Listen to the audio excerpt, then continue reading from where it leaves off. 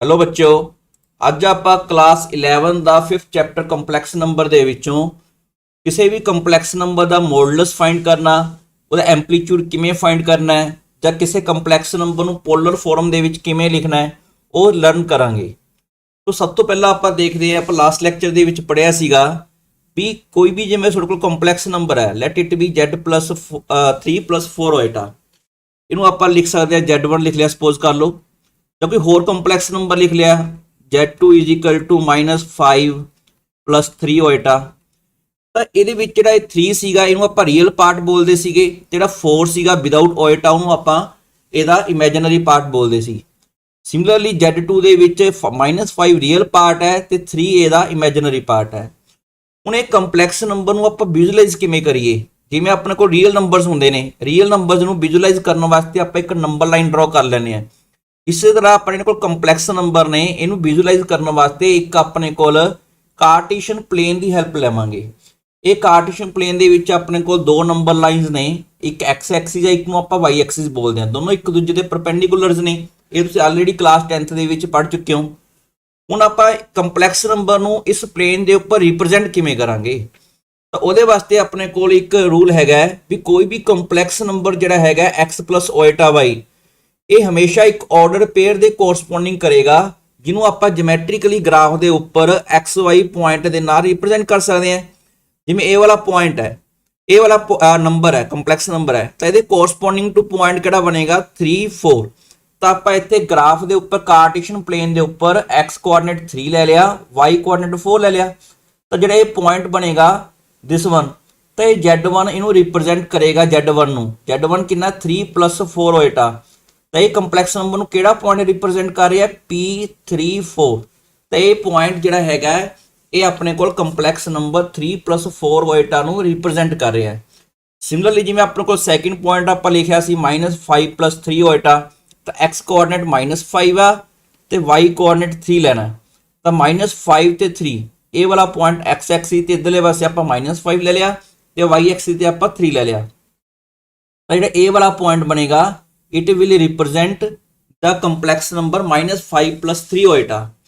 ਕਈ ਵਾਰ ਕੀ ਹੁੰਦਾ ਆਪਣੇ ਕੋਲੇ ਕਿਸੇ ਵੀ ਨੰਬਰ ਦੇ ਵਿੱਚ ਇਮੇਜਿਨਰੀ ਪਾਰਟ ਸਪੋਜ਼ ਕਰ ਲਓ 0 ਕਰਤਾ, ਜਿਹਨੂੰ ਆਪਾਂ ਪਿਓਰਲੀ ਰੀਅਲ ਨੰਬਰ ਬੋਲਦੇ ਹਾਂ, ਤਾਂ ਇਹਦੇ ਕੋਰਸਪੋਂਡਿੰਗ ਟੂ ਪੁਆਇੰਟ ਕਿਹੜਾ ਬਣੇਗਾ 1 0। ਤਾਂ ਇਹਨੂੰ ਇੱਥੇ ਆਪਣੇ ਕੋਲ ਇਸ ਪਲੇਨ ਦੇ ਉੱਪਰ ਰਿਪਰੈਜ਼ੈਂਟ ਕਿਵੇਂ ਕਰਾਂਗੇ ਦਿਸ ਵਨ, x ਕੋਆਰਡੀਨੇਟ 1 ਹੈ, y ਕੋਆਰਡੀਨੇਟ 0 ਹੈ, ਤਾਂ ਪਿਓਰਲੀ ਰੀਅਲ ਨੰਬਰ ਜਿਹੜੇ ਹੈਗੇ ਨੇ ਉਹਨੂੰ ਆਪਾਂ x ਐਕਸਿਸ ਦੇ ਉੱਪਰ ਰਿਪਰੈਜ਼ੈਂਟ ਕਰਦੇ ਹਾਂ। ਜਿਹੜੀ ਇਹ ਆਪਣੇ ਕੋਲ ਪਲੇਨ ਹੈ ਨਾ, ਇਹ ਸਾਰਾ ਇਸ ਨੂੰ ਆਪਣੇ ਕੋਲ ਜਿਹੜਾ ਪਲੇਨ ਦੇ ਵਿੱਚ ਆਪਾਂ ਕੰਪਲੈਕਸ ਨੰਬਰ ਰਿਪਰੈਜ਼ੈਂਟ ਕਰ ਰਹੇ ਕਾਰਟੀਸ਼ੀਅਨ ਪਲੇਨ ਨੂੰ, ਇਹਨੂੰ ਆਪਾਂ ਕੰਪਲੈਕਸ ਪਲੇਨ ਵੀ ਬੋਲਦੇ ਹਾਂ ਜਾਂ ਆਰਗੈਂਟ ਪਲੇਨ ਵੀ ਬੋਲਦੇ ਹਾਂ। ਠੀਕ ਹੈ, ਥੋੜਾ ਜਿਹਾ ਮੋਡੀਫਾਈਡ ਇੱਕ ਤਰ੍ਹਾਂ ਦਾ ਕਾਰਟੀਸ਼ੀਅਨ ਪਲੇਨ ਹੈ। ਜਿਹੜੀ x ਐਕਸਿਸ ਹੈ ਇਹਨੂੰ ਆਪਾਂ ਇੱਥੇ ਰੀਅਲ ਐਕਸਿਸ ਬੋਲਦੇ ਹਾਂ ਕੰਪਲੈਕਸ ਪਲੇਨ ਦੇ ਵਿੱਚ, ਰੀਅਲ ਐਕਸਿਸ। ਜਿਹੜੀ y ਐਕਸਿਸ ਹੈ ਇਹਨੂੰ ਆਪਾਂ ਇਮੇਜਿਨਰੀ ਐਕਸਿਸ ਇਹਦੇ ਵਿੱਚ ਕਹਦੇ ਹਾਂ ਦਿਸ ਵਨ। ਹੁਣ ਇਸੇ ਤਰ੍ਹਾਂ ਆਪਣੇ ਕੋਲ ਜਿਹੜੀ ਕੋਈ ਵੀ ਰੀਅਲ ਐਕਸਿਸ ਹੈ ਇਹ ਤੇ ਆਪਣੇ ਕੋਲ ਪਿਓਰਲੀ ਰੀਅਲ ਨੰਬਰਸ ਲਾਈ ਕਰਦੇ ਨੇ। ਅਗਰ ਆਪਾਂ ਲਿਖ ਲਈਏ 0 + 3 ਹੋਏਗਾ, ਤਾਂ ਇਹਦੇ ਵਿੱਚ ਰੀਅਲ ਪਾਰਟ 0 ਹੈ, ਇਮੇਜਿਨਰੀ ਪਾਰਟ 3 ਹੈ, ਤਾਂ ਇਹ ਨੰਬਰਸ ਕਿਹੜੇ ਨੇ ਪਿਓਰਲੀ ਇਮੇਜਿਨਰੀ ਨੰਬਰ ਨੇ। ਇਹ ਹਮੇਸ਼ਾ ਇਮੇਜਿਨਰੀ ਐਕਸਿਸ ਦੇ ਉੱਪਰ ਰਿਪਰੈਜ਼ੈਂਟ ਕਰ ਸਕਦੇ ਹੋ, ਜਿਵੇਂ ਇਹ ਵਾਲਾ ਪੁਆਇੰਟ ਬਣ ਗਿਆ 0 3। ਤਾਂ ਇਸ ਤਰ੍ਹਾਂ ਆਪਾਂ ਕੋਈ ਵੀ ਕੰਪਲੈਕਸ ਨੰਬਰ ਆਪਣੇ ਕੋਲ ਆ ਜਾਂਦਾ ਹੈ ਉਹਨੂੰ ਆਪਾਂ ਕੰਪਲੈਕਸ ਪਲੇਨ ਦੇ ਉੱਪਰ ਜਾਂ ਆਪਣੇ ਕੋਲ ਮੋਡੀਫਾਈਡ ਕੰਪਲੈਕਸ ਪਲੇਨ ਕਾਰਟੀਸ਼ੀਅਨ ਪਲੇਨ ਕਹਿ ਸਕਦੇ ਹੋ, ਤੁਸੀਂ ਉਹਦੇ ਉੱਪਰ ਰਿਪਰੈਜ਼ੈਂਟ ਕਰ ਸਕਦੇ ਹੋ। ਹੁਣ ਨੈਕਸਟ ਆਪਾਂ ਕੀ ਕਰਦੇ ਹਾਂ, ਸਪੋਜ਼ ਕਰ ਲਓ ਆਪਣੇ ਕੋਲ ਕੋਈ ਵੀ ਜਨਰਲ ਪੁਆਇੰਟ ਆਪਾਂ ਲਿਖ ਲੈਂਦੇ ਹਾਂ, ਇੱਕ ਆਪਾਂ ਕੰਪਲੈਕਸ ਨੰਬਰ ਸਪੋਜ਼ ਕਰ ਲਓ ਤੁਹਾਡੇ ਕੋਲ ਹੈਗਾ z = x + ਓਏਟਾ y।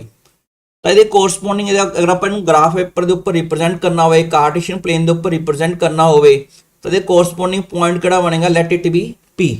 ਤਾਂ xy ਜਿਹੜਾ ਪੁਆਇੰਟ ਹੈ ਉਹ ਇਸ z ਨੂੰ ਰਿਪਰੈਜ਼ੈਂਟ ਕਰੇਗਾ।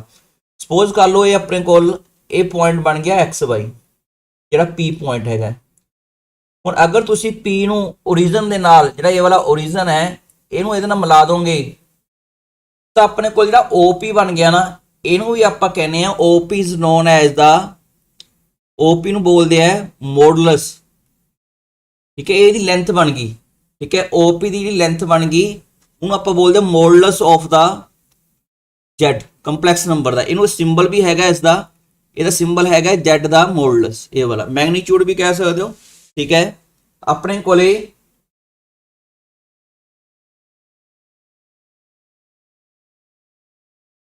ਜਿਹੜਾ ਪੁਆਇੰਟ ਹੈਗਾ, ਇੱਕ ਸੈਕਿੰਡ, ਆਪਣੇ ਕੋਲੇ ਜਿਹੜਾ ਇਹ ਪੁਆਇੰਟ ਹੈਗਾ ਇਹਨੂੰ ਆਪਾਂ ਰਿਪਰੈਜ਼ੈਂਟ ਕੀਤਾ ਹੈਗਾ OP ਨੂੰ। OP is known as the modulus of the complex number x plus iota y। ਇਹਨੂੰ ਫਾਈਂਡ ਕਿਵੇਂ ਕਰ ਸਕਦੇ ਹੋ? ਦੇਖੋ ਅਗਰ ਆਪਾਂ P ਦੇ ਉੱਪਰ ਪਰਪੈਂਡੀਕੂਲਰ ਡਰਾ ਕਰੀਏ, ਠੀਕ ਹੈ, ਤਾਂ ਇਹ ਵਾਲਾ ਜਿਹੜਾ ਪਾਰਟ ਹੋਏਗਾ ਜਿਹੜਾ ਆਪਣੇ ਕੋਲ ਰੀਅਲ ਐਕਸਿਸ ਦੇ ਉੱਪਰ ਲਾਈ ਕਰਦਾ ਹੈ, this is x, this is the abscissa of the point. ਜਿਹੜਾ y ਪੁਆਇੰਟ ਹੈਗਾ ਇਹ ਵਾਲਾ ਬਣ ਜਾਏਗਾ। ਅਗਰ ਆਪਣੇ ਕੋਲ ਇਹ ਰਾਈਟ ਐਂਗਲ ਟ੍ਰਾਇੰਗਲ ਹੈ, ਪਾਇਥਾਗੋਰਸ ਥਿਓਰਮ ਯੂਜ਼ ਕਰੋਗੇ ਤਾਂ OP ਦੀ ਵੈਲਿਊ ਆ ਗਈ x square plus y square ਦਾ square root. So this is the modulus of the given complex number. कोई भी सॉर्ट का अगर कंप्लेक्स नंबर गिवन है then you can find its modulus with the help of this formula। x is the real part of the z, y is the imaginary part of z। ਉਸ ਤੋਂ ਬਾਅਦ ਇੱਕ term ਹੋਰ ਆਉਂਦੀ ਹੈ ਇਹਦੇ ਵਿੱਚ, ਜਿਹੜਾ OP ਹੈ ਇਹ ਰੀਅਲ ਐਕਸਿਸ ਨਾਲ ਪੋਜ਼ਿਟਿਵ x ਐਕਸਿਸ ਨਾਲ, ਠੀਕ ਹੈ, ਰੀਅਲ ਐਕਸਿਸ ਦੀ ਪੋਜ਼ਿਟਿਵ ਸਾਈਡ ਕਹ ਲਓ ਜਾਂ positive direction of x Axis ਕਹ ਲਓ, ਉਹਦੇ ਨਾਲ ਜਿਹੜਾ ਇਹ ਵਾਲਾ ਐਂਗਲ ਬਣ ਰਿਹਾ ਨਾ, ਤਾਂ ਇਹ ਵਾਲਾ ਜਿਹੜਾ ਐਂਗਲ ਹੈਗਾ ਆਪਣੇ ਕੋਲ ਲੈਟ ਇਟ ਬੀ ਥੀਟਾ। ਤਾਂ ਜਿਹੜਾ ਥੀਟਾ ਐਂਗਲ ਹੈ ਜਿਹੜੀ ਆਪਣੇ ਕੋਲ OP x ਐਕਸਿਸ ਦੀ ਪੋਜ਼ਿਟਿਵ ਡਾਇਰੈਕਸ਼ਨ ਨਾਲ ਬਣਾ ਰਿਹਾ ਹੈ, this is known as the amplitude. ਇਹਨੂੰ ਐਂਪਲੀਟਿਊਡ ਵੀ ਕਹਿ ਦਿੰਦੇ ਨੇ ਤੇ ਕਈ ਵਾਰ ਇਸ ਨੂੰ ਆਰਗੂਮੈਂਟ ਵੀ ਕਹਿ ਦਿੰਦੇ ਨੇ। This is known as the amplitude or argument of the given complex number, ਜਿਹੜਾ ਆਪਣੇ ਕੋਲ ਇੱਥੇ z ਲਿਖਿਆ ਹੈ। ਤਾਂ ਇਸ ਦੀ ਵੈਲਿਊ ਕਿਵੇਂ ਫਾਈਂਡ ਕਰਨੀ ਹੈ, ਇਹਦੀ ਐਂਪਲੀਟਿਊਡ ਦੀ, ਆਰਗੂਮੈਂਟ ਦੀ, ਉਹ ਆਪਾਂ ਨੈਕਸਟ ਸਲਾਈਡ ਤੇ ਦੇਖਦੇ ਹਾਂ। ਸੋ ਆਪਣੇ ਕੋਲ ਇਹਦੇ ਵਿੱਚ ਦੋ ਟਰਮਸ ਆਪਾਂ ਨਵੀਆਂ ਪੜ੍ਹੀਆਂ ਨੇ। ਫਸਟ ਆਫ ਆਲ ਇੱਕ ਮੋਡੂਲਸ ਪੜ੍ਹ ਲਿਆ, ਸੈਕਿੰਡ ਆਪਾਂ ਇੱਕ ਐਂਪਲੀਟਿਊਡ ਪੜ੍ਹ ਲਿਆ। ਮੋਡੂਲਸ ਆਪਣੇ ਕੋਲ length of the line segment OP ਹੈਗੀ ਹੈ, ਠੀਕ ਹੈ, this is the modulus of the given complex number. ਇਸ ਨੂੰ ਫਾਈਂਡ ਕਰਨ ਦਾ ਆਪਣਾ ਫਾਰਮੂਲਾ ਪੜ੍ਹ ਲਿਆ। ਉਸ ਤੋਂ ਬਾਅਦ ਥੀਟਾ ਕੀ ਹੈ? Theta is the angle which the OP makes with the positive direction of x Axis, that is known as the amplitude or argument of the given complex number। ਹੁਣ ਆਪਣੇ ਕੋਲ ਆਰਗੂਮੈਂਟ ਫਾਈਂਡ ਕਿਵੇਂ ਕਰਨਾ ਹੈ, ਜਾਂ ਇਸ ਤੋਂ ਬਾਅਦ ਆਪਣੇ ਕੋਲ ਇਹਦਾ ਐਂਪਲੀਟਿਊਡ ਮੋਡੂਲਸ ਕਿਵੇਂ ਲਿਖਣਾ ਹੈ, ਠੀਕ ਹੈ। ਇੱਕ ਆਪਾਂ ਕੁਐਸਚਨ ਵੀ ਲਿਖਾਂਗੇ, ਨਾਲ ਦੀ ਨਾਲ ਆਪਾਂ ਇਹਦਾ ਇੱਕ ਵਰਕਿੰਗ ਪ੍ਰੋਸੀਜਰ ਦੇਖਦੇ ਹਾਂ। ਸਪੋਜ਼ ਕਰ ਲਓ ਤੁਹਾਡੇ ਕੋਲ ਇੱਥੇ ਇੱਕ ਆਪਣੇ ਕੋਲ ਗਿਵਨ ਕੰਪਲੈਕਸ ਨੰਬਰ ਹੈਗਾ ਕੋਈ, ਹੇਅਰ ਮੈਥਡ ਕੀ ਹੈ ਮੋਡੂਲਸ ਫਾਈਂਡ ਕਰਨ ਦਾ ਐਂਡ ਆਰਗੂਮੈਂਟ ਫਾਈਂਡ ਕਰਨ ਦਾ। ਸਪੋਜ਼ ਤੁਹਾਡੇ ਕੋਲ ਕੋਈ ਗਿਵਨ ਕੰਪਲੈਕਸ ਨੰਬਰ ਹੈ z = x plus iota y। ਆਪਾਂ ਇਹਨੂੰ ਚੰਗੀ ਤਰ੍ਹਾਂ ਸਮਝਣ ਵਾਸਤੇ ਇੱਕ ਐਗਜ਼ਾਮਪਲ ਲਿਖ ਲੈਂਦੇ ਹਾਂ, ਠੀਕ ਹੈ। ਤਾਂ ਐਗਜ਼ਾਮਪਲ ਹੈਗੀ ਹੈ ਲੈਟ z = ਆਪਾਂ ਕੋਈ ਵੀ ਨੰਬਰ ਲਿਖ ਲਿਆ, ਲੈਟ ਇਟ ਬੀ -1 plus ਓਇਟਾ ਲਿਖ ਲਿਆ। ਤਾਂ ਜਿਹੜਾ ਇਹ ਵਾਲਾ ਨੰਬਰ ਹੈਗਾ ਇਹ ਆਪਣੇ ਕੋਲ ਸਭ ਤੋਂ ਪਹਿਲਾਂ ਜਿਹੜਾ ਗਿਵਨ ਕੰਪਲੈਕਸ ਨੰਬਰ ਹੁੰਦਾ ਜਿਹਦਾ ਆਪਾਂ ਮੋਡੂਲਸ ਜਾਂ ਆਰਗੂਮੈਂਟ ਫਾਈਂਡ ਕਰਨਾ, ਉਹਨੂੰ ਆਪਾਂ ਲਿਖ ਲਿਆ। ਉਹਦੇ ਵਿੱਚ ਹੁਣ ਆਪਾਂ ਕੋਲ ਇਹਨੂੰ ਕੰਪੇਅਰ ਕਰਕੇ ਦੇਖੋ ਇਹਦੇ ਨਾਲ, ਜਿਹਦੇ ਰੀਅਲ ਪਾਰਟ ਨੂੰ ਆਪਾਂ x ਨਾਲ ਲਿਖਦੇ ਹਾਂ। ਹੇਅਰ x ਕਿੰਨਾ ਇਹਦੇ ਵਿੱਚ, x = -1, y ਕਿੰਨਾ ਇਹਦੇ ਵਿੱਚ, ਇਮੇਜਿਨਰੀ ਪਾਰਟ ਕਿੰਨਾ 1। ਤਾਂ ਇਹ ਦੋਨੋਂ x ਤੇ y ਲਿਖ ਲਏ, right the value of x and y, ਇਹ ਲਿਖ ਲਿਆ। ਉਸ ਤੋਂ ਬਾਅਦ ਤੁਹਾਨੂੰ ਇਹਦਾ ਮੋਡੂਲਸ ਫਾਈਂਡ ਕਰਨਾ ਹੈ। ਮੋਡੂਲਸ ਆਰਾਮ ਨਾਲ ਫਾਈਂਡ ਹੋ ਸਕਦਾ ਹੈ। ਤਾਂ ਮੋਡੂਲਸ ਕਿੰਨਾ ਆ ਗਿਆ, ਮੋਡੂਲਸ ਫਾਈਂਡ ਕਰਨ ਦਾ ਫਾਰਮੂਲਾ ਹੈਗਾ x² plus y² ਦਾ ਸਕੁਅਰ ਰੂਟ। ਤਾਂ -1 ਦਾ ਸਕੁਅਰ plus 1 ਦਾ ਸਕੁਅਰ ਆ ਗਿਆ। ਸੋ ਕਿੰਨਾ ਬਣ ਗਿਆ, √2 ਬਣ ਗਿਆ। So this is the modulus of this complex number. ਅਗਰ ਇਹਨੂੰ ਆਪਾਂ ਇਸ ਪਲੇਨ ਦੇ ਉੱਤੇ ਬਣਾਉਣਾ ਹੋਵੇ, x -1 ਹੈ, y 1 ਹੈ, ਤਾਂ ਇਹ ਵਾਲਾ ਆਪਣੇ ਕੋਲ ਪੁਆਇੰਟ ਬਣ ਗਿਆ। ਤਾਂ ਇਹਦੇ ਕੋਰਸਪੋਂਡਿੰਗ ਟੂ ਪੁਆਇੰਟ ਕਿਹੜਾ ਬਣ ਗਿਆ, ਇਹ ਕਿਹੜਾ ਪੁਆਇੰਟ ਬਣੇਗਾ, -1 1 x, y। ਤਾਂ ਇਹ ਵਾਲਾ ਆਪਣੇ ਕੋਲ ਪੁਆਇੰਟ ਬਣ ਗਿਆ -1, ਜਿਹੜਾ ਇਹ ਕੰਪਲੈਕਸ ਨੰਬਰ ਨੂੰ ਰਿਪਰੈਜ਼ੈਂਟ ਕਰਦਾ ਹੈ। ਹੁਣ ਉਸ ਤੋਂ ਬਾਅਦ ਆਪਾਂ ਇਹਦਾ ਆਰਗੂਮੈਂਟ ਫਾਈਂਡ ਕਰਨਾ ਹੈ। ਆਰਗੂਮੈਂਟ ਫਾਈਂਡ ਕਰਨ ਵਾਸਤੇ ਦੇਖੋ, ਅਗਰ ਟ੍ਰਿਗਨੋਮੈਟਰੀ ਪੜ੍ਹੀ ਹੋਵੇ ਤਾਂ ਇੱਕ ਮੈਥਡ ਹੋਰ ਵੀ ਇਹਦਾ ਆਉਂਦਾ cos θ sin θ ਵਾਲਾ। ਅਗਰ ਬਿਨਾ ਟ੍ਰਿਗਨੋਮੈਟਰੀ ਤੋਂ ਥੋੜਾ ਜਿਹਾ ਬਲਕਿ ਟ੍ਰਿਗਨੋਮੈਟਰੀ ਘੱਟ ਯੂਜ਼ ਕਰਨੀ ਹੈ ਤਾਂ ਆਪਾਂ ਕਲਾਸ 10th ਦੀ ਟ੍ਰਿਗਨੋਮੈਟਰੀ ਯੂਜ਼ ਕਰਕੇ ਆਪਾਂ ਕੋਸ਼ਿਸ਼ ਕਰਾਂਗੇ ਇਹਦਾ ਆਰਗੂਮੈਂਟ ਫਾਈਂਡ ਕਰਨ ਦੀ। ਤਾਂ ਆਪਣੇ ਕੋਲ ਸਭ ਤੋਂ ਪਹਿਲਾਂ ਕੀ ਕਰਨਾ ਹੈ, ਸੋਨੇ tan α ਫਾਈਂਡ ਕਰਨਾ ਹੈ। ਸੋ tan α ਦਾ ਫਾਰਮੂਲਾ ਕੀ ਹੈ, this is modulus of y/x। ਤਾਂ ਇੱਥੇ y ਕਿੰਨਾ ਹੈ ਤੁਹਾਡੇ ਕੋਲ, y ਹੈਗਾ 1, x ਹੈਗਾ -1। ਤਾਂ 1/-1 ਕਿੰਨਾ ਬਣ ਗਿਆ, -1। ਤਾਂ -1 ਦਾ ਇਹ ਵਾਲਾ ਜਿਹੜਾ ਮੋਡੂਲਸ ਹੈ ਇਹ ਆਪਣੇ ਕੋਲ ਨੂਮੈਰੀਕਲ ਵੈਲਿਊ ਦਿੰਦਾ ਹੈ, ਇਹਦੀ ਪੋਜ਼ਿਟਿਵ ਵੈਲਿਊ ਦਿੰਦਾ ਹੈ। ਇਹਨੂੰ ਇਹ ਵਾਲੇ ਮੋਡੂਲਸ ਨਾਲ ਕਨਫਿਊਜ਼ ਨਹੀਂ ਕਰਨਾ, ਠੀਕ ਹੈ। ਇਹ ਸਿੰਪਲ ਰੀਅਲ ਨੰਬਰ ਦਾ ਮੋਡੂਲਸ ਫਾਈਂਡ ਕੀਤਾ ਹੈ, ਦਿਸ ਇਜ਼ ਇਕੁਅਲ ਟੂ 1, ਤਾਂ 1 ਆ ਗਿਆ। ਹੁਣ ਤੁਸੀਂ ਅਲਫਾ ਫਾਈਂਡ ਕਰਨਾ ਹੈ। ਇੱਥੇ ਮੈंने ਇੱਕ ਟਰਮ ਯੂਜ਼ ਕੀਤੀ ਹੈ ਰੇਡੀਅਨਸ। ਹੁਣ ਤੱਕ ਸੋਨੇ ਜੇ ਟ੍ਰਿਗਨੋਮੈਟਰੀ ਨਹੀਂ ਪੜ੍ਹੀ ਤਾਂ ਰੇਡੀਅਨਸ ਨਹੀਂ ਪੜਿਆ ਹੁੰਦਾ। ਅਗਰ ਰੇਡੀਅਨ ਨਹੀਂ ਪੜਿਆ ਤਾਂ ਆਪਣੇ ਕੋਲ ਰੇਡੀਅਨ ਕੀ ਹੈ, ਜਿਵੇਂ ਆਪਣੇ ਕੋਲ ਇੱਕ ਐਂਗਲ ਹੈ, ਐਂਗਲ ਦੇ ਵੈਸੇ ਤਾਂ 3 ਯੂਨਿਟ ਹੁੰਦੇ ਨੇ ਮੇਨ। ਆਪਣੇ ਕੋਲ ਇੰਪੋਰਟੈਂਟ ਜਿਹੜੇ ਯੂਨਿਟ ਨੇ ਇਹਦੇ ਵਿੱਚ ਇੱਕ ਡਿਗਰੀ, ਇੱਕ +1 ਦੇ ਵਿੱਚ ਜ਼ਿਆਦਾ ਯੂਜ਼ ਹੋਣਗੇ, ਇੱਕ ਰੇਡੀਅਨ। ਰੇਡੀਅਨ ਸਭ ਤੋਂ ਜ਼ਿਆਦਾ ਯੂਜ਼ ਹੋਏਗਾ। ਡਿਗਰੀ ਤੁਸੀਂ ਪਹਿਲੇ ਹੀ ਪੜ੍ਹਦੇ ਆ ਰਹੇ ਹੋ, ਜਿਵੇਂ sum of angles of a triangle is 180 degree, ਜਾਂ ਰਾਈਟ ਐਂਗਲ ਕਿਹੜਾ ਹੁੰਦਾ 90 ਡਿਗਰੀ ਦਾ। ਤਾਂ ਡਿਗਰੀ ਜਿਹੜਾ ਪੜ੍ਹਦੇ ਸੀ that is the unit of a angle. ਜਿਵੇਂ ਆਪਣੇ ਕੋਲ ਕੋਈ ਹਾਈਟ ਹੈ, ਹਾਈਟ ਨੂੰ ਆਪਾਂ ਸੈਂਟੀਮੀਟਰ ਦੇ ਵਿੱਚ ਵੀ ਮੈਜ਼ਰ ਕਰ ਲੈਂਦੇ ਹਾਂ, ਜਾਂ ਕਿਸੇ ਚੀਜ਼ ਦੀ ਲੈਂਥ ਹੈ ਮੀਟਰ 'ਚ, ਕਿਲੋਮੀਟਰ ਦੇ ਵਿੱਚ, ਸੈਂਟੀਮੀਟਰ ਦੇ ਵਿੱਚ ਆਪਾਂ ਦੱਸ ਸਕਦੇ ਹਾਂ। ਉਸੇ ਤਰ੍ਹਾਂ ਐਂਗਲ ਨੂੰ ਮੈਜ਼ਰ ਕਰਨ ਵਾਸਤੇ ਵੀ ਆਪਣੇ ਕੋਲ ਜਿਵੇਂ ਇੱਕ ਡਿਗਰੀ ਯੂਨਿਟ ਆ ਜਾਂਦਾ ਹੈ, ਇੱਕ ਰੇਡੀਅਨ ਵੀ ਇੱਕ ਦਾ ਯੂਨਿਟ ਹੈਗਾ, ਠੀਕ ਹੈ। ਤੁਸੀਂ ਕੋਈ ਵੀ ਐਂਗਲ ਜਿਹੜਾ ਜਿਵੇਂ ਆਪਣੇ ਕੋਲ ਇੱਕ ਸੈਂਟੀਮੀਟਰ ਆਪਾਂ ਲਿਖ ਲਿਆ, ਠੀਕ ਹੈ, 1 ਮੀਟਰ ਲਿਖ ਲਿਆ, ਆਪਣੇ 1 ਮੀਟਰ ਨੂੰ ਆਪਾਂ 100 ਸੈਂਟੀਮੀਟਰ ਲਿਖ ਲੈਂਦੇ ਹਾਂ, ਤਾਂ ਇਹਨੂੰ ਆਪਾਂ ਯੂਨਿਟ ਨੂੰ ਕਨਵਰਟ ਕਰ ਲੈਂਦੇ ਹਾਂ। ਤਾਂ ਯੂਨਿਟ ਨੂੰ ਇਸੇ ਤਰ੍ਹਾਂ ਆਪਣੇ ਕੋਲ ਜਿਹੜਾ ਡਿਗਰੀ ਵਾਲਾ ਯੂਨਿਟ ਹੋਏਗਾ ਉਹਨੂੰ ਆਪਾਂ ਰੇਡੀਅਨ ਦੇ ਵਿੱਚ ਕਨਵਰਟ ਕਰ ਸਕਦੇ ਹਾਂ with the help of this formula. ਤੁਹਾਡੇ ਕੋਲ ਸਪੋਜ਼ ਕਰ ਲਓ ਤੁਹਾਨੂੰ ਲਿਖ ਲਿਆ 45 ਡਿਗਰੀ ਲਿਖ ਲਿਆ, ਤਾਂ 45 ਡਿਗਰੀ ਨੂੰ ਅਗਰ ਆਪਾਂ ਰੇਡੀਅਨ ਦੇ ਵਿੱਚ ਕਨਵਰਟ ਕਰਨਾ ਹੋਵੇ ਤਾਂ ਆਪਣੇ ਕੋਲ ਉਹਨੂੰ π/180 ਨਾਲ ਮਲਟੀਪਲਾਈ ਕਰ ਦਿਓ ਸਿੰਪਲੀ, ਤਾਂ ਬਣ ਜਾਏਗਾ π/4, ਠੀਕ ਹੈ। ਇਸੇ ਤਰ੍ਹਾਂ ਜਿਵੇਂ ਆਪਣੇ ਕੋਲ ਸਟੈਂਡਰਡ ਐਂਗਲ ਕਿਹੜੇ ਕਿਹੜੇ ਪੜ੍ਹਦੇ ਹੋ, 0 ਡਿਗਰੀ ਤਾਂ 0 ਰੇਡੀਅਨ ਦੇ ਬਰਾਬਰ ਹੁੰਦਾ। ਅਗਰ 30 ਡਿਗਰੀ ਆ ਗਿਆ, 30 ਨੂੰ π/180 ਨਾਲ ਮਲਟੀਪਲਾਈ ਕਰੋਗੇ ਤਾਂ ਤੁਹਾਡੇ ਕੋਲ ਕਿੰਨਾ ਆ ਗਿਆ, π/6 ਆ ਗਿਆ। ਇਸੇ ਤਰ੍ਹਾਂ ਅਗਰ 45 ਡਿਗਰੀ ਆ ਗਿਆ, 45 ਨੂੰ ਆਪਾਂ ਇੱਥੇ ਮਲਟੀਪਲਾਈ ਕਰਕੇ ਚੁੱਕੇ ਹਾਂ ਤਾਂ π/4 ਬਣ ਜਾਏਗਾ। ਅਗਰ ਤੁਸੀਂ 60 ਡਿਗਰੀ ਦਾ ਐਂਗਲ ਪਹਿਲਾਂ ਪੜ੍ਹਦੇ ਸੀ, ਇਹਨੂੰ π/180 ਨਾਲ ਮਲਟੀਪਲਾਈ ਕਰੋਗੇ ਤਾਂ π/3 ਬਣ ਗਿਆ। ਤਾਂ ਜਿਹੜੇ ਆਪਣੇ ਕੋਲ ਇਹ ਡਿਗਰੀ ਵਾਲੇ ਯੂਨਿਟ ਨੇ, ਸਾਰੇ ਐਂਗਲ ਨੇ, ਇਹ ਰੇਡੀਅਨ ਦੇ ਵਿੱਚ ਨੇ। ਸੇਮ ਹੈ, ਕੁਆਂਟੀਟੀ ਸੇਮ ਹੀ ਹੈ, ਠੀਕ ਹੈ, ਲੇਕਿਨ ਜਸਟ ਆਪਾਂ ਉਸ ਨੂੰ ਅਲੱਗ-ਅਲੱਗ ਯੂਨਿਟ ਦੇ ਵਿੱਚ ਲਿਖ ਸਕਦੇ ਹਾਂ। 90 × π/180 ਇਜ਼ ਇਕੁਅਲ ਟੂ π/2 ਆ ਗਿਆ। ਤਾਂ 180 ਡਿਗਰੀ ਆਪਾਂ ਨੂੰ ਪਤਾ ਹੀ ਹੈ, this is equal to π radian. ਅਗਰ π/180 ਨਾਲ ਮਲਟੀਪਲਾਈ ਕਰੋਗੇ π ਬਣ ਜਾਏਗਾ। ਸੋ ਇੱਥੇ ਆਪਣੇ ਕੋਲ ਕੀ ਕੀਤਾ, ਇੱਥੇ tan α ਇਜ਼ ਇਕੁਅਲ ਟੂ 1 ਆ ਗਿਆ। ਹੁਣ ਆਪਾਂ ਨੂੰ ਪਤਾ ਹੁੰਦਾ ਵੀ 10th ਕਲਾਸ ਦੇ ਵਿੱਚ ਕਿਹੜੇ ਐਂਗਲ ਤੇ ਜਿਹੜਾ ਹੈਗਾ tan 1 ਬਣ ਜਾਂਦਾ ਹੈ, that is nothing but 45 degree.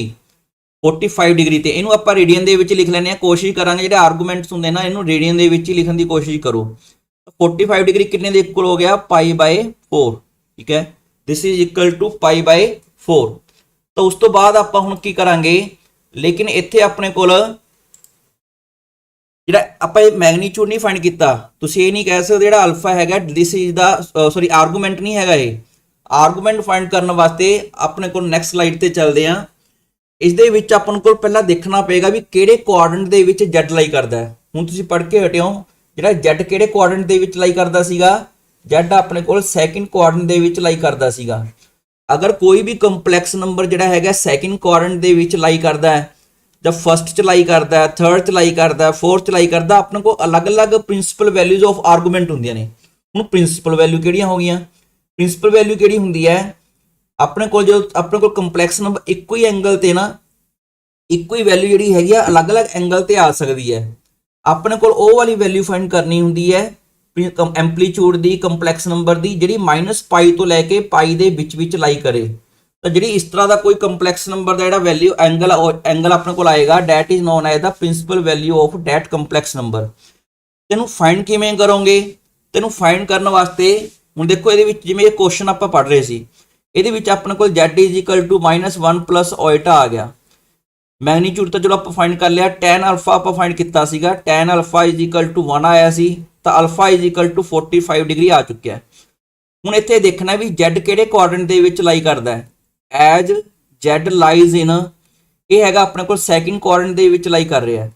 ਅਗਰ ਇਹ ਸੈਕਿੰਡ ਕੁਆਡਰੈਂਟ ਦੇ ਵਿੱਚ ਲਾਈ ਕਰ ਰਿਹਾ ਤਾਂ ਆਰਗੂਮੈਂਟ ਕਿੰਨਾ ਆਏਗਾ, argument of Z will be, ਠੀਕ ਹੈ, ਇਹ ਵਾਲਾ ਹੁਣ ਦੇਖੋ ਸੈਕਿੰਡ ਵਾਲਾ ਰਿਜ਼ਲਟ ਲੱਗੇਗਾ π - α।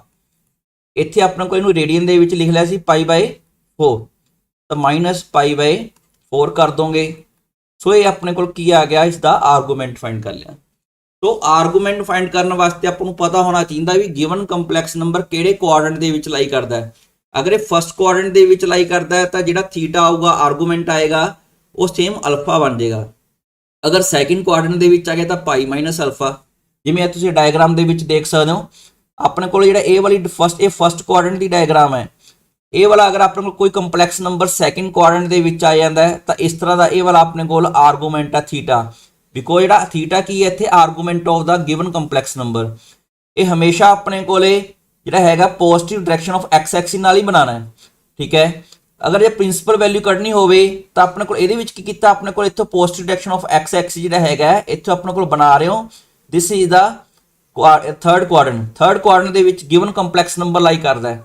ਇਹ ਆਪਾਂ ਇਸ ਤਰਫ ਨੂੰ ਨਹੀਂ ਬਣਾ ਰਹੇ, ਉੱਪਰ ਐਂਟੀ ਕਲੋਕਵਾਈਜ਼ ਨਹੀਂ ਬਣਾ ਰਹੇ, ਕਲੋਕਵਾਈਜ਼ ਬਣਾ ਰਹੇ ਹੋ ਕਿਉਂਕਿ ਐਂਗਲ ਆਪਾਂ ਪ੍ਰਿੰਸੀਪਲ ਵੈਲਿਊ ਫਾਈਂਡ ਕਰਨਾ ਚਾਹੁੰਦੇ ਹਾਂ। ਇਹ ਸਾਰੇ ਪ੍ਰਿੰਸੀਪਲ ਵੈਲਿਊ ਫਾਈਂਡ ਕਰਨ ਵਾਸਤੇ ਡਾਇਗਰਾਮਸ ਨੇ। ਇਹ ਫੋਰਥ ਕੁਆਡਰੈਂਟ ਦੇ ਵਿੱਚ ਅਗਰ ਆਪਾਂ ਐਂਗਲ ਫਾਈਂਡ ਕਰਨਾ ਹੋਵੇ ਜ਼ਿਆਦਾ ਡਿਟੇਲ ਦੇ ਵਿੱਚ ਜੋ ਆਪਾਂ ਟ੍ਰਿਗਨੋਮੈਟਰੀ ਕਰ ਲਾਂਗੇ ਉਦੋਂ ਸਮਝ ਆ ਜਾਂਦਾ ਹੈ। ਫਿਲਹਾਲ ਤੁਸੀਂ ਮਤਲਬ ਕਿ ਇਹਦੇ ਵਿੱਚ ਇਹਦੀ ਪ੍ਰਿੰਸੀਪਲ ਵੈਲਿਊ ਕੱਢਣੀ ਹੈ ਆਰਗੂਮੈਂਟ ਦੀ, ਠੀਕ ਹੈ। ਇਹ ਥਰਡ ਕੁਆਡਰੈਂਟ ਵਾਸਤੇ ਹੈ, ਇਹ ਫੋਰਥ ਕੁਆਡਰੈਂਟ ਵਾਸਤੇ ਆ ਗਿਆ।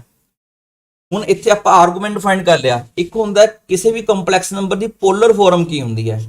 ਵਟ is a polar form of the complex number, this is nothing but z modulus ਲਿਖ ਲਓ cos theta plus iota sin theta.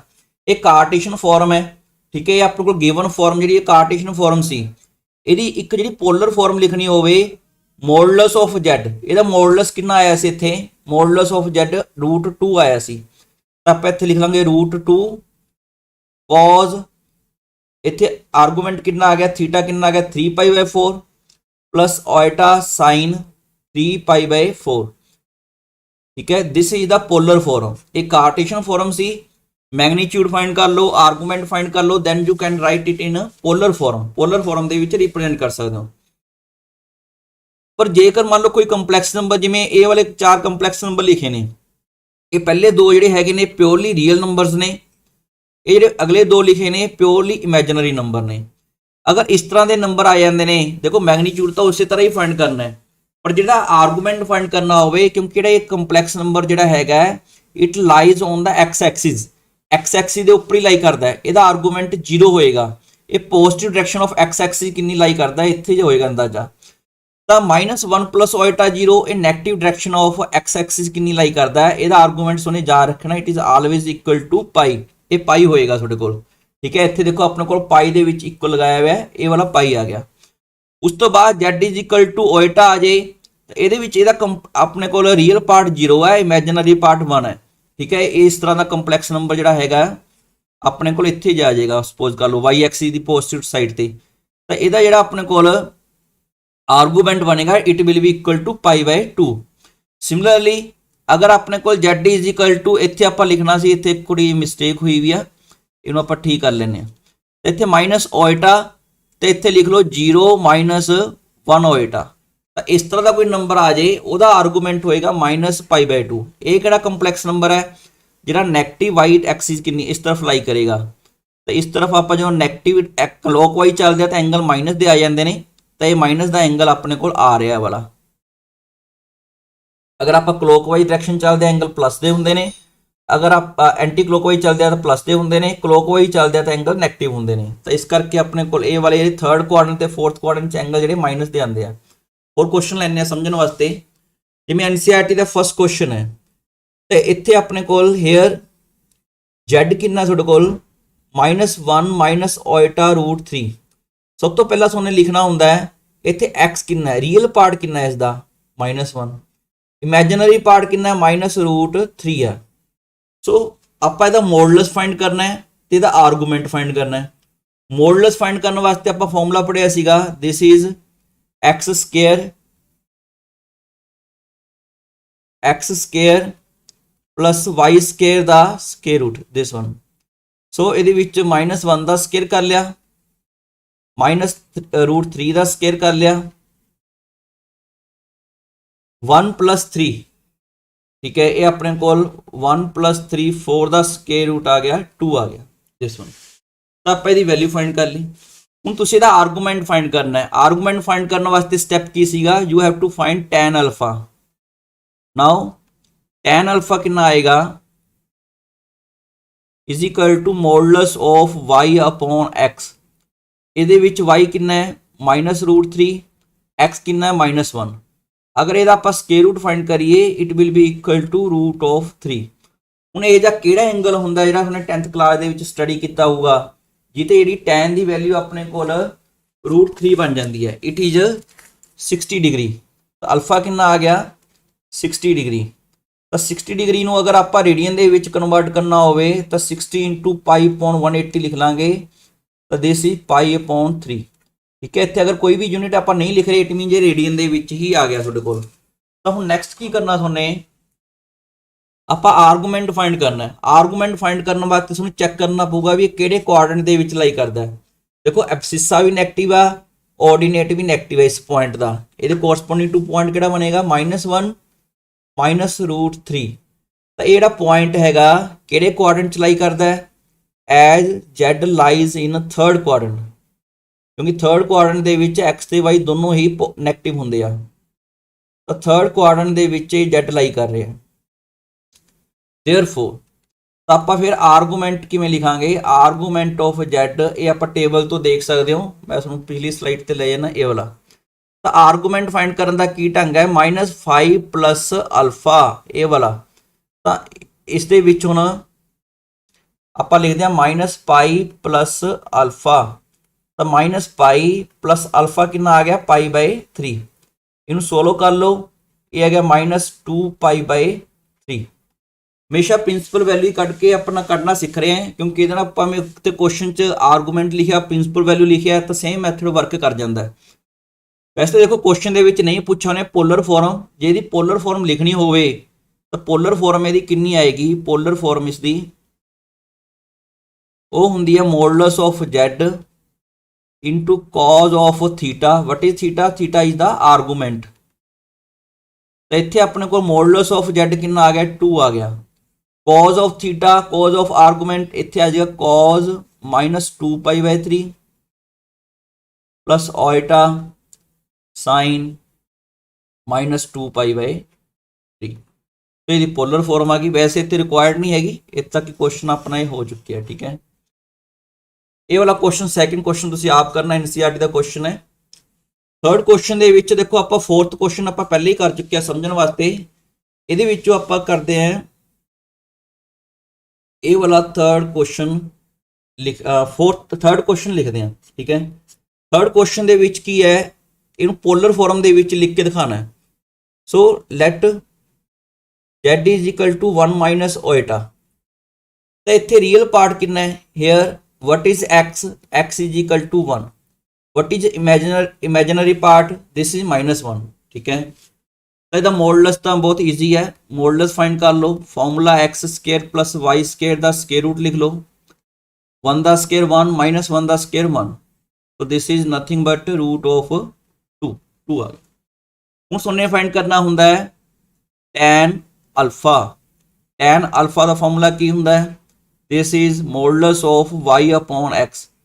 y ਕਿੰਨਾ ਇਹਦੇ ਵਿੱਚ, y ਹੈਗਾ ਆਪਣੇ ਕੋਲ -1, x ਕਿੰਨਾ ਇਹਦੇ ਵਿੱਚ 1। ਤਾਂ -1/1 -1 ਦਾ ਮੈਗਨੀਟਿਊਡ ਕਿੰਨਾ ਆ ਗਿਆ, this is 1। ਅਲਫਾ = ਕਿਹੜੇ ਐਂਗਲ ਤੇ tan 1 ਹੁੰਦਾ, 10th ਕਲਾਸ ਦੇ ਵਿੱਚ ਟੇਬਲ 'ਚ ਦੇ ਸਕਦੇ ਹੋ 45 ਡਿਗਰੀ। 45 ਨੂੰ ਤੁਸੀਂ ਰੇਡੀਅਨ ਦੇ ਵਿੱਚ ਬਦਲ ਲਓ, ਮਲਟੀਪਲਾਈਂਗ ਬਾਈ π/180 ਤਾਂ π/4 ਆ ਗਿਆ। तो ये अल्फा आ गया। Now we have to see in which quadrant Z lies। Z ਕਿਹੜੇ quadrant ਦੇ ਵਿੱਚ लाई ਕਰਦਾ। ਦੇਖੋ ਇਹਦੇ corresponding to point ਕਿਹੜਾ ਬਣੇਗਾ 1 - 1। x ਪੋਜ਼ਿਟਿਵ ਆ y ਨੈਗੇਟਿਵ ਆ, ਮੀਨਸ fourth quadrant ਦੇ ਵਿੱਚ लाई ਕਰ ਰਹੇ ਆ। as Z lies in fourth quadrant।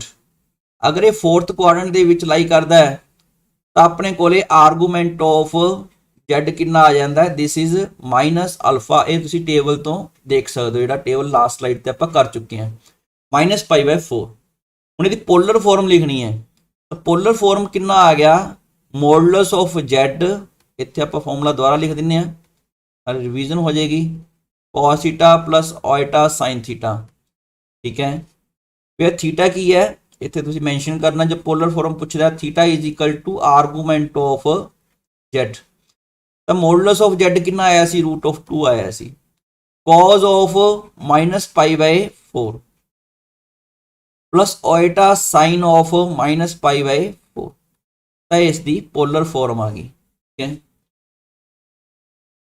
Last question ਅੱਜ ਦੇ ਲੈਕਚਰ ਦਾ। ਇਸ ਦੇ ਵਿੱਚ ਇਹ ਆਪਾਂ ਐਗਜ਼ਾਮਪਲ ਲਈ ਹੈ, ਕਾਫੀ ਇੰਪੋਰਟੈਂਟ ਐਗਜ਼ਾਮਪਲ ਹੈ ਤੇ ਕਰਨ ਵਾਸਤੇ ਵਧੀਆ ਸੀ। ਇਹਦੇ ਨਾਲ ਆਪਣੇ ਕੋਲ ਕੰਪਲੈਕਸ ਨੰਬਰ 'ਚ ਕਾਫੀ ਕਨਸੈਪਟ ਕਲੀਅਰ ਹੋ ਜਾਣਗੇ। ਸਭ ਤੋਂ ਪਹਿਲਾਂ ਇਹਨੂੰ ਪੋਲਰ ਫਾਰਮ ਦੇ ਵਿੱਚ ਅਗਰ ਲਿਖਣਾ ਹੋਵੇ, ਇਹਨੂੰ ਸਟੈਂਡਰਡ ਫਾਰਮ ਦੇ ਵਿੱਚ ਬਦਲਣਾ ਪਏਗਾ। ਮੀਨਸ x ਪਲਸ ਓਇਟਾ y ਵਾਲੀ ਫਾਰਮ 'ਚ ਉਹਨੂੰ ਚੇਂਜ ਕਰਨਾ ਪਊਗਾ। ਸੋ ਇਹਨੂੰ ਆਪਾਂ ਸਟਾਰਟ ਕਰਦੇ ਹਾਂ ਕੁਐਸਚਨ ਨੂੰ। ਲੈਟ ਇਹਨੂੰ z ਲਿਖ ਲੈਂਦੇ ਹਾਂ। z ਇਜ਼ ਇਕੁਅਲ ਟੂ, ਹੈ ਤਾਂ ਇਹ ਵੀ ਕੰਪਲੈਕਸ ਨੰਬਰ ਹੈ ਪਰ ਇਹ ਸਟੈਂਡਰਡ ਫਾਰਮ 'ਚ ਨਹੀਂ ਹੈਗਾ। ਇਹਨੂੰ ਸਟੈਂਡਰਡ ਫਾਰਮ 'ਚ ਮਲਟੀਪਲਾਈ ਕਰਨ ਵਾਸਤੇ ਇਹਦਾ ਕੰਜੂਗੇਟ ਹੁੰਦਾ। ਕੰਜੂਗੇਟ ਦਾ ਮਤਲਬ ਆਇਟਾ ਦੀ ਜਗ੍ਹਾ ਤੇ ਮਾਈਨਸ ਆਇਟਾ ਲਿਖ ਲਓ, ਇਹਨੂੰ ਉੱਪਰ ਨੀਚੇ ਅਲੱਗ ਮਲਟੀਪਲਾਈ ਕਰ ਲਓ। ਵੈਸੇ ਨੈਕਸਟ ਲੈਕਚਰ ਦੇ ਵਿੱਚ ਆਪਾਂ ਮੋਡਲਸ ਤੇ ਕੰਜੂਗੇਟ ਬਾਰੇ ਅਲੱਗ ਤਰ੍ਹਾਂ ਦਾ ਸਾਰੇ ਕਨਸੈਪਟ ਸਟੱਡੀ ਕਰਾਂਗੇ। ਤਾਂ ਇਹ ਆ ਗਿਆ ਤੁਹਾਡੇ ਕੋਲ -16 ਨਾਲ ਮਲਟੀਪਲਾਈ ਕਰ ਲਿਆ, -16 ਇੱਥੇ ਕਿੰਨਾ ਬਣ ਜਾਏਗਾ ਤੁਹਾਡੇ ਕੋਲ ਮਾਈਨਸ ਮਾਈਨਸ ਪਲੱਸ 16 ਓਇਟਾ √3। ਇੱਥੋਂ ਰੂਟ ਨੂੰ ਓਇਟਾ ਨੂੰ ਇਸ ਤਰ੍ਹਾਂ ਲਿਖ ਲੈਂਦੇ ਆ ਓਇਟਾ। ਨੀਚੇ ਆ ਗਿਆ a minus b, a plus b the formula ਲੱਗ ਗਿਆ 1 ਦਾ ਸਕੇਅਰ ਮਾਈਨਸ √3 ਓਇਟਾ ਦਾ ਸਕੇਅਰ। ਠੀਕ ਹੈ, ਤੇ ਇਹ ਆ ਗਿਆ ਆਪਣੇ ਕੋਲ -16। ਤਾਂ ਡਿਨੋਮੀਨੇਟਰ 'ਚ ਕਿੰਨਾ ਬਣ ਗਿਆ 1, √3 ਦਾ ਸਕੇਅਰ 3 ਓਇਟਾ ਸਕੇਅਰ -1। ਤਾਂ ਤੁਸੀਂ ਇੱਥੇ ਦੇਖ ਸਕਦੇ ਹੋ ਦਿਸ ਇਜ਼ -3 ਓਇਟਾ ਸਕੇਅਰ ਹੈ, ਓਇਟਾ ਸਕੇਅਰ -1 ਹੁੰਦਾ ਤਾਂ ਪਲੱਸ ਹੋ ਗਿਆ। ਇਹਨੂੰ 4 ਤੇ ਇਹ 4 ਬਣ ਗਿਆ ਡਿਨੋਮੀਨੇਟਰ 'ਚ। ਉਸ ਤੋਂ ਬਾਅਦ ਤੁਸੀਂ 4 ਤੇ ਉੱਪਰ ਨਿਊਮਰੇਟਰ ਨੂੰ ਡਿਵਾਈਡ ਕਰ ਦਿਓ। ਤਾਂ z ਕਿੰਨਾ ਆ ਗਿਆ, therefore z is equal to -4 + 4 √3 iota. ਤਾਂ ਇਹ ਸਟੈਂਡਰਡ ਫਾਰਮ 'ਚ ਬਣ ਗਿਆ। ਤੇ देयरफॉर x ਕਿੰਨਾ ਇਹਦੇ ਵਿੱਚ, x ਹੈਗਾ -4, y ਲਿਖਣਾ ਹੁੰਦਾ ਹੈ, y ਕਿੰਨਾ 4 √3 ਦਿਸ ਵਨ। ਤਾਂ ਰੀਅਲ ਪਾਰਟ ਤੇ ਇਮੈਜਨਰੀ ਪਾਰਟ ਆਪਾਂ ਲਿਖ ਲਏ। ਹੁਣ ਮੋਡਲਸ ਲਿਖਣਾ ਪਏਗਾ ਅਗਰ ਇਹਨੂੰ ਪੋਲਰ ਫਾਰਮ ਦੇ ਵਿੱਚ ਲਿਖਣਾ। ਤਾਂ x ਦਾ ਸਕੇਅਰ ਫਾਰਮੂਲਾ ਆਪਾਂ ਹੁਣ ਨਹੀਂ ਲਿਖਦੇ, ਪਹਿਲਾਂ ਲਿਖ ਚੁੱਕੇ ਬਾਰ-ਬਾਰ। 4 √3 ਦਾ ਸਕੇਅਰ ਕਿੰਨਾ ਆ ਗਿਆ 16 × 3, ਦਿਸ ਇਜ਼ 64, 48 + 16 64 ਦਾ ਸਕੇਅਰ ਰੂਟ ਕੀਤਾ 8 ਆ ਗਿਆ। ਨਾਓ tan ਅਲਫਾ ਫਾਈਂਡ ਕਰਨਾ ਹੈ। tan ਅਲਫਾ ਕਿੰਨਾ ਹੁੰਦਾ ਹੈ, ਦਿਸ ਇਜ਼ y/x।